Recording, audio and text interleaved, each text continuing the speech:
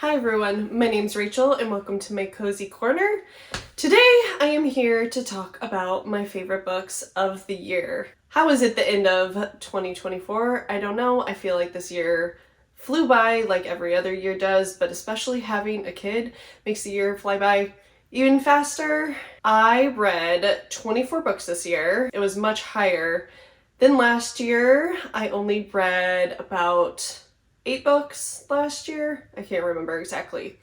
But in 2023, I had a baby, so I didn't get much reading done because of that, for obvious reasons. Having a baby is hard, and being pregnant was hard, so I was never in the mood to read, and I didn't really feel like reading, so most of the books I read were for the book clubs that I was in.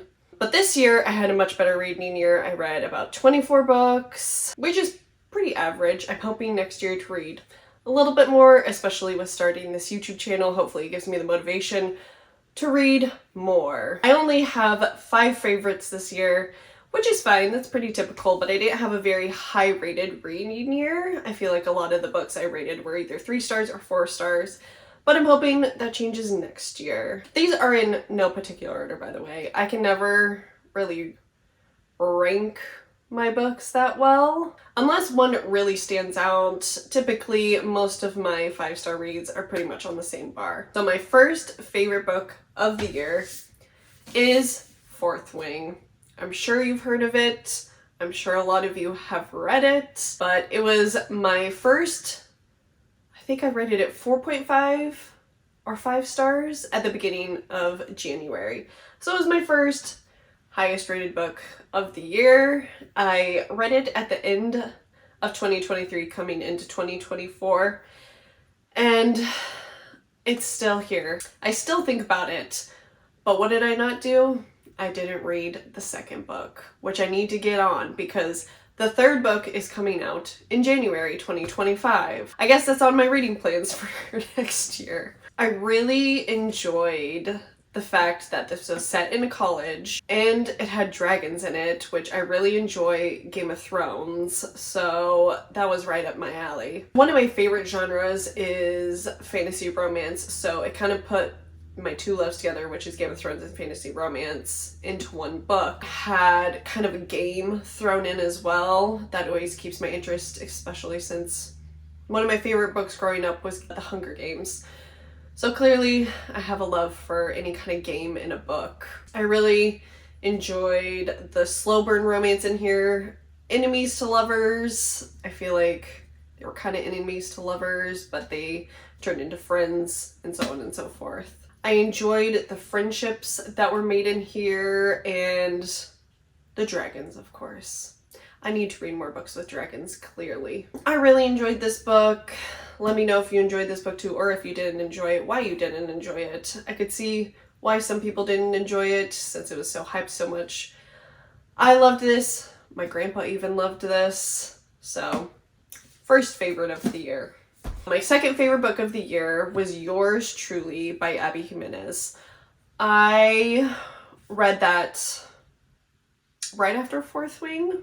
Soon after Fourth Wing. So I had 2 5-star reads within a very short amount of time, which doesn't normally happen to me. It's a contemporary romance. Both main characters in the book are both doctors, and Jacob comes in and doesn't steal, but gets Brianna's position, and so she doesn't have the best view of him at that point, and then they create a friendship and go from there. It was such a sweet and good contemporary romance, and I really enjoyed the anxiety representation that Jacob has in that book. I personally have anxiety, and I've had anxiety for a long time, and then I had my baby and ended up having postpartum anxiety. So having that book at that time when I was in the height of my postpartum anxiety kind of showed me that I needed to get some help, and I ended up going to the doctor and getting on medication, which has helped me a lot in these last 6 months or so. Highly recommend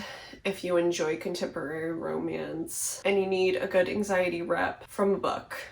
That one's a really good one to read. Coming in my third spot is The Gilded Cage by Lynette Noni. This is the second book in the Prison Healer trilogy, which I read with one of my book groups. I have a couple friends and we started a book group, and The Prison Healer was the first book that we chose for our fantasy book club, which was a lot of fun.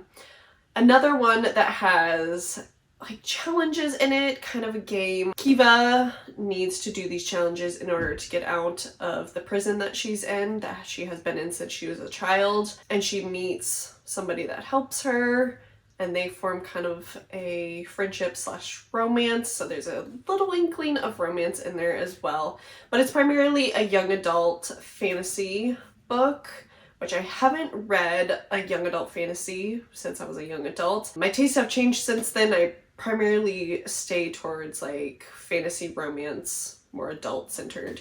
But it was really nice to revisit a young adult fantasy. It was kind of easier to read. This book is more when she's outside of the prison. Normally the first books take me a little while to get through to learn the world and the characters. But once I get to the second book, I already know all that, and it's a much faster read and a much more enjoyable read for me. So The Gilded Cage was another really, really good one. Coming in at my fourth favorite book of the year, no surprise there, it is Just for Summer by Abby Jimenez. Clearly, I had a favorite author of the year.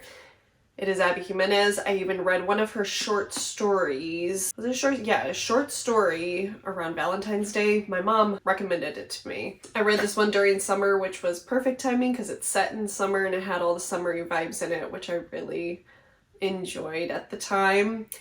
I really liked Emma and Justin's, I got their names right, holy moly. I really enjoyed Emma and Justin's relationship and how they started their relationship talking on the phone and texting each other. Those were always my favorite starts to a romance. But I also really enjoyed the family dynamics in here. Emma has a really hard time with her mom in the relationship with her mom.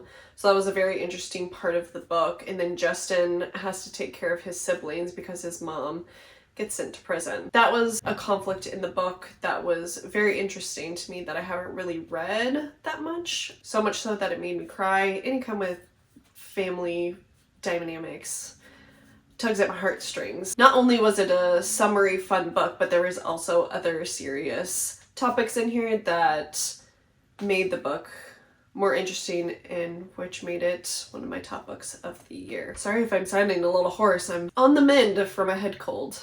So fun times in winter. Okay, coming in as my fifth favorite book of the year, and it is the last book I read for 2024, and it is One Dark Window by Rachel Gillig. This is another book that my friend book club picked. We picked it around October, which was the perfect little spooky gothic vibes for this book. I really enjoyed the world building in this. I don't think I've read a fantasy world like I have in this book, which kept me very captivated and kept me interested and kept me reading. Sometimes I had a hard time reading, so I would put on a Spotify playlist, which I highly recommend. You look up your books and find like Spotify playlists for these books.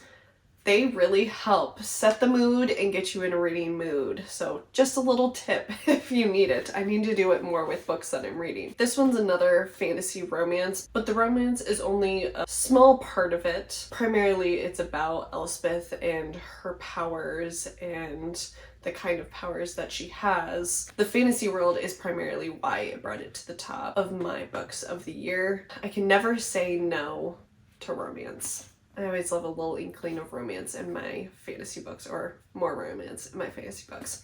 There's never too much romance, is what I'm trying to say. So that's the last of my favorite books of the year. I hope you enjoyed watching. I can't wait to see what my favorite books of next year will be. Let me know in the comments below what your favorite books are. Very curious to see what everybody else's favorite books are. So thank you for watching, and I'll see you next time.